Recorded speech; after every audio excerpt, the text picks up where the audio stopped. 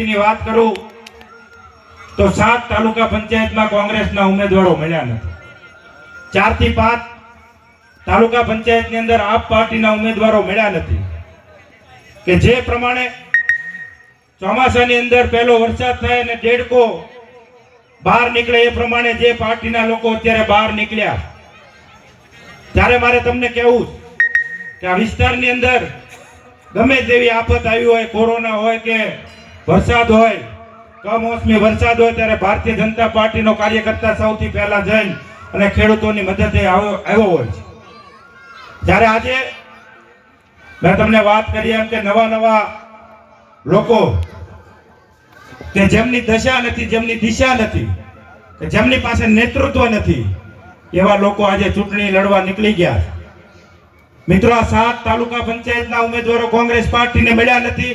ત્યારથી નક્કી થઈ ગયું છે લાઠી તાલુકાની અંદર ભારતીય જનતા પાર્ટીનું શાસન બેસવાનું છે નિશ્ચિત.